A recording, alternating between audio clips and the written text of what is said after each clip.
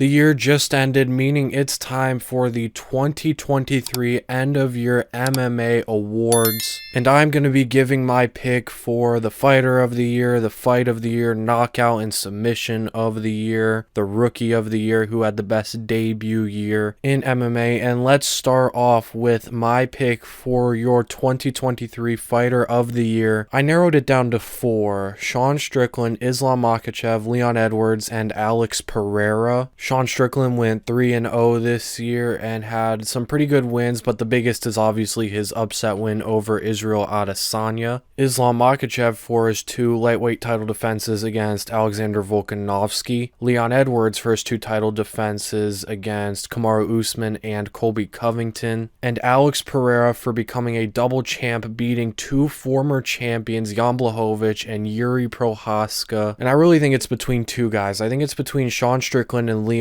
Edwards. Alex Pereira, although he had a great year becoming a double champ, which is probably the biggest accomplishment in MMA, and along the way he beat great competition like Jan Blachowicz, who was a former champion, and Yuri Prochazka, who was a champion before he was forced to vacate. That one loss to Israel Adesanya really kills his resume this year. Out of the 4 fighters I nominated, he's the only one with a loss, and not only did he lose to Izzy, he got knocked out. It's one thing to lose a close decision that maybe could have gone one way, maybe could have gone the other way, but he got knocked out, and he got knocked out early in the 2nd round and got put out cold. And he got knocked out by the same guy Sean Strickland dominated. So for that reason, I can't put Alex Pereira above Sean Strickland, although becoming a double champ and the guys he beat in Yuri and Jan are amazing, which is why he deserves to be a runner-up, but I don't think he deserves to be the fighter of the year. The next guy I'm going to have to get rid of is Islam Makhachev for a few reasons. One, because he beat the same guy twice, and in that first fight against Volkanovski, he arguably lost. I personally think Islam won, but there's a strong case to make that Volk should have won that fight. And then in his 2nd title defense this year, which was also against Volkanovski, Volk stepped in on 2 weeks' notice. It wasn't Volk at his best. He was coming off surgery. Still Volkanovski, who is a very high-level opponent, one of the best fighters in all of MMA, and it was a very definitive win. Islam knocked him out in the 1st round, but because Islam arguably lost that first fight, and it was a very close fight in general, I can't put him as the fighter of the year. So it really comes down to 2 guys, Sean Strickland and Leon Edwards. Leon had 2 title defenses against Kamaru Usman and Colby Covington, although that Kamaru Usman fight was pretty close. I personally scored it a draw. Now, I don't think there's an argument to make that Kamaru should have won, but I think you can make a strong argument that fight should have been a draw, but then Leon dominated Colby, whereas Sean Strickland had 3 fights. The first 2 against Imavov and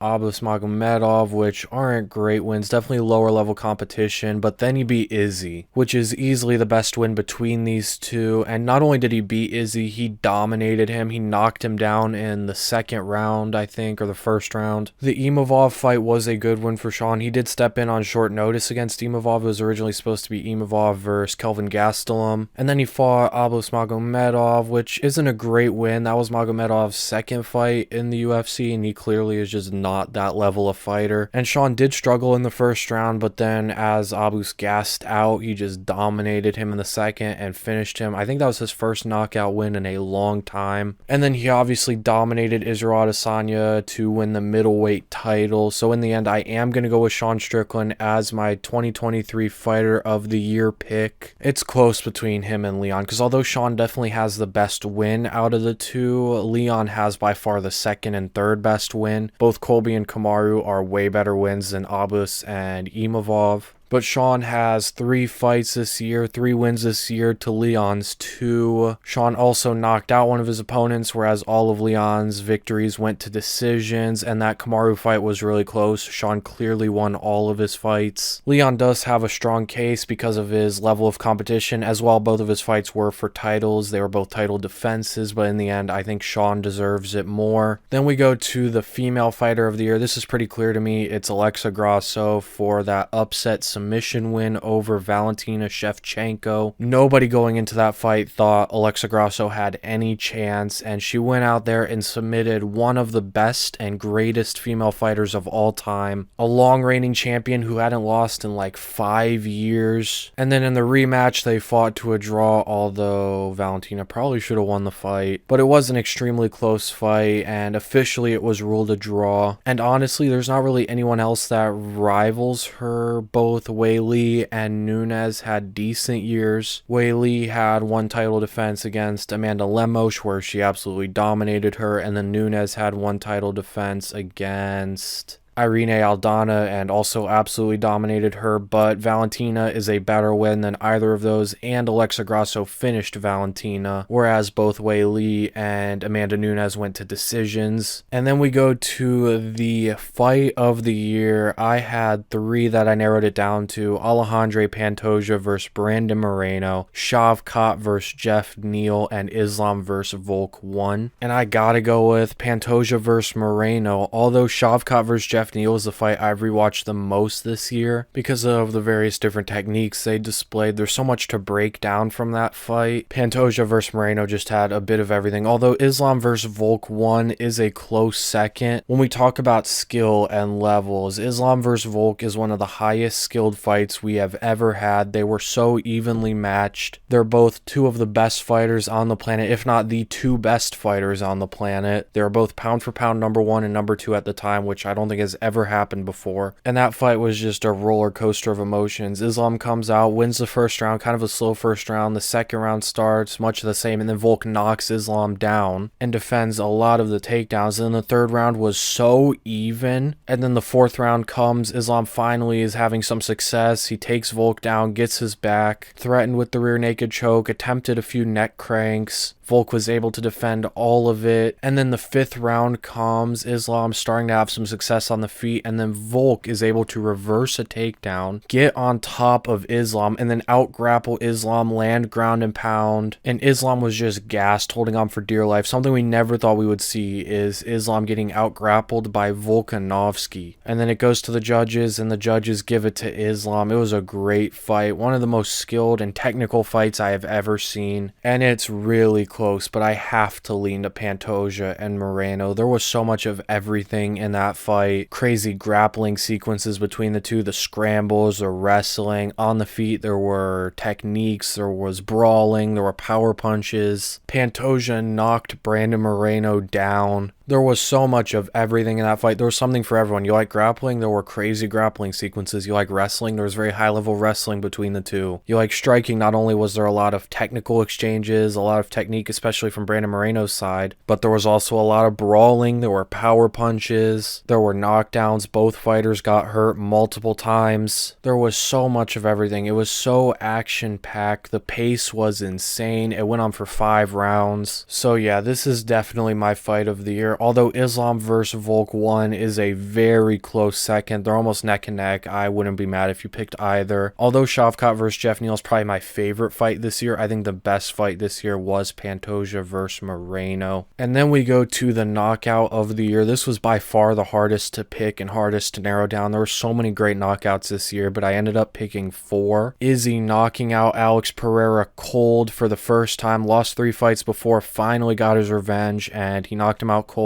Became a 2-time middleweight champion. Josh Emmett with that right overhand against Bryce Mitchell. Justin Gaethje with that head kick knockout of Dustin Poirier, and Islam with that head kick knockout of Alexander Volkanovski. In my opinion, it's between Izzy knocking out Alex Pereira and Justin Gaethje knocking out Dustin Poirier. Josh Emmett knocking out Bryce Mitchell was amazing. That overhand right was beautiful. How hard he hit him was insane, especially at 145. And the way he set it up, the way he caught Bryce Mitchell moving into it was amazing. But at the same time, out of all of these, it's probably the least technical, or not the least technical, but the least unique. You see overhand rights land all the time. You see overhand right knockouts all the time. But the way he put him out cold and the way Bryce Mitchell started seizing was very different. It was very scary. It was a very scary knockout. Maybe that's part of the reason why I don't want this to be knockout of the year. But it was absolutely a great knockout from Bryce Mitchell. If that's your knockout of the year, I don't blame blame you. And then Islam head kicking Volk, a great knockout as well, but I just think the other ones are better. As well, Volk stepped in on short notice. The weight cut probably affected his chin. He had a quick weight cut, didn't have a long time to cut weight. And also, it's the only knockout out of these three where his opponent didn't go out cold. He still needed ground and pound to finish Volk at the end. But it was still a great knockout from Islam. And who he knocked out, a guy who I don't think has ever been knocked out before, and a guy who pushed him to hell in their first fight that only happened, 6 months before. But in the end, I just think Izzy's knockout over Pereira and Gaethje's knockout over Poirier are just better. Israel Adesanya KOing Alex Pereira is probably the greatest knockout that's happened this year. I think it's a knockout people are going to talk about for the longest time. Although maybe Sean Strickland absolutely dog walking Izzy in his next fight might diminish the impact and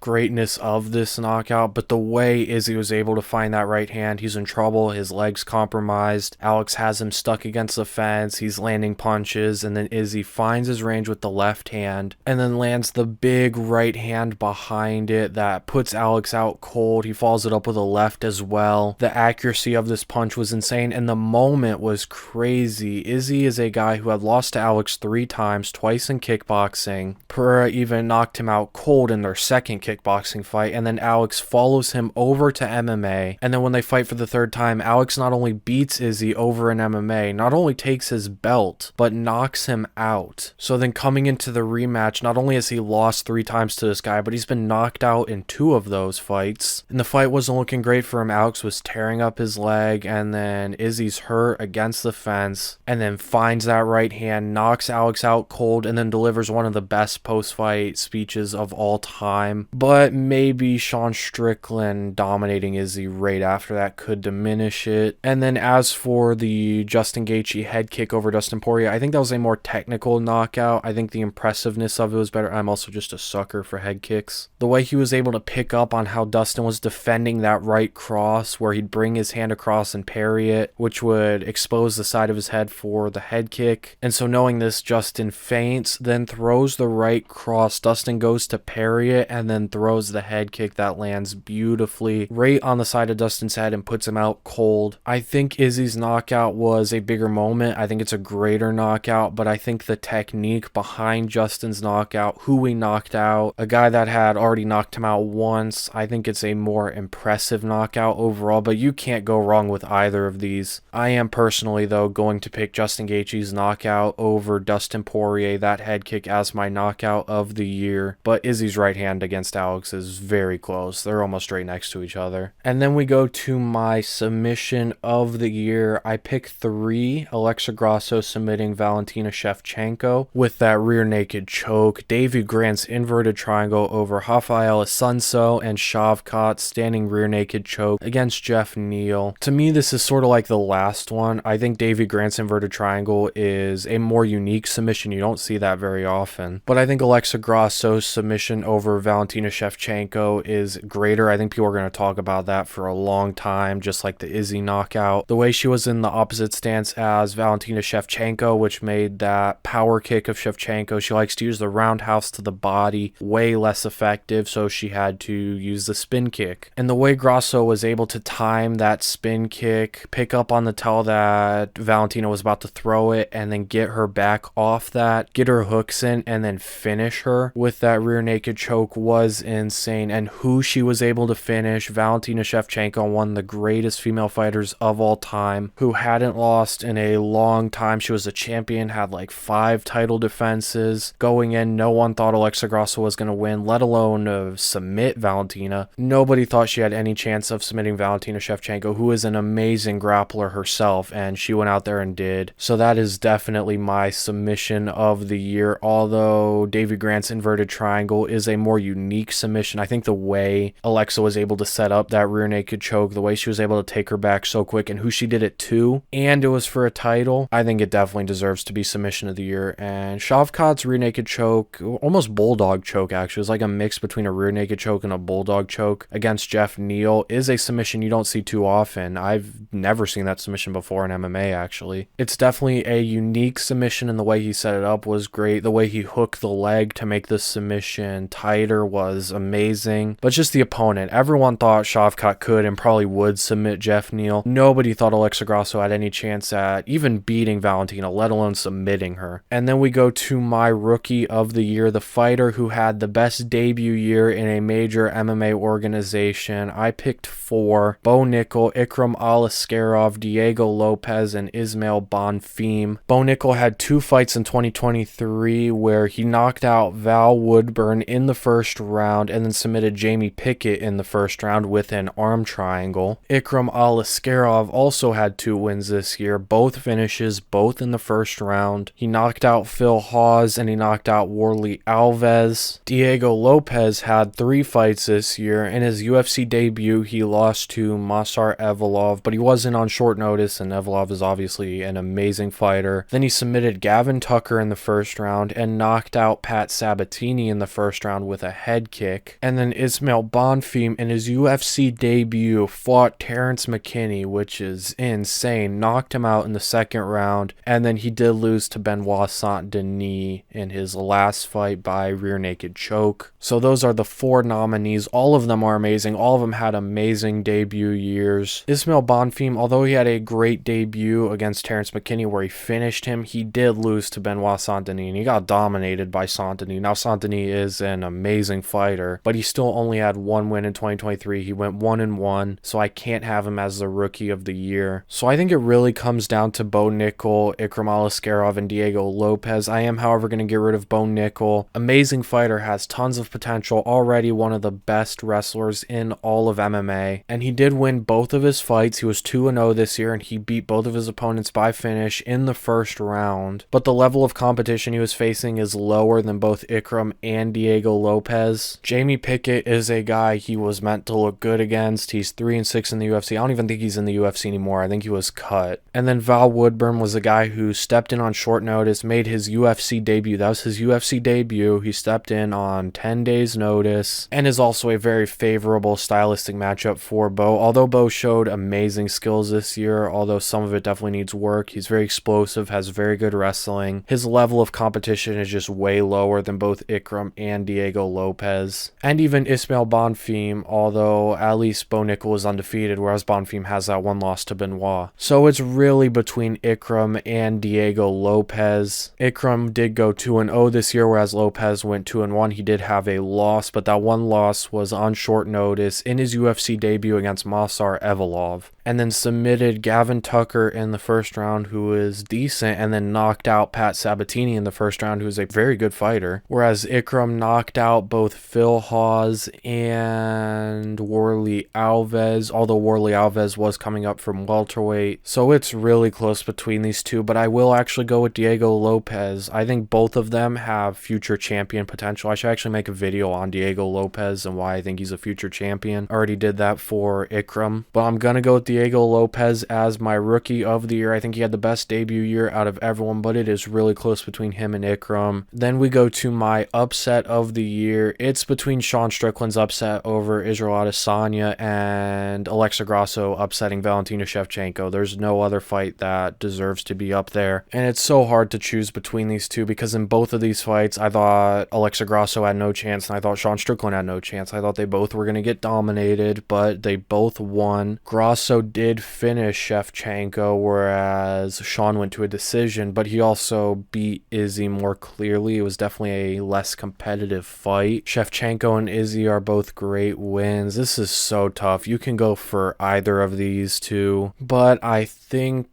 Alexa Grasso's win over Valentina Shevchenko was slightly more impressive. One, because she did finish her, and also Shevchenko was a dominant champion who hadn't lost in 5 years, whereas Izzy had just lost to Pereira. So yeah, I will pick Alexa Grasso submitting Valentina Shevchenko to win the flyweight championship as a bigger upset than Sean Strickland beating Israel Adesanya to win the middleweight championship, but it's close. You can pick either. And then finally, for my coach of the year, this one is by far the easiest out of all. It's Eric Nicksick. For one, because he came up with a great game plan to help Sean beat Izzy and dominate Izzy, shut down Izzy everywhere. Eric Nicksick is Sean's head coach. And then also because he helped Francis Ngannou against Tyson Fury. And Francis arguably won that fight. I keep going back and forth. I've watched that fight a couple times, and every single time my opinion changes on who won that fight, but it was super close and it shouldn't have been. Tyson Fury should have dominated him, and Eric Nicksick played a big part in Francis Ngannou's success in that fight. So for those two big reasons, Eric Nicksick is definitely the coach of the year. He might be the best boxing coach in MMA. If you need help with your boxing, go to him. John Jones could definitely use him. But anyways, those are my final picks for my 2023 MMA awards. It was a great year for MMA. I'm going to do a recap on it that will come out probably on Saturday, hopefully. So subscribe so you don't miss that. Like the video if you did enjoy. Leave your opinions, leave your award picks in the comments down below, who you think should have won each award, and I'll see you guys in the next video.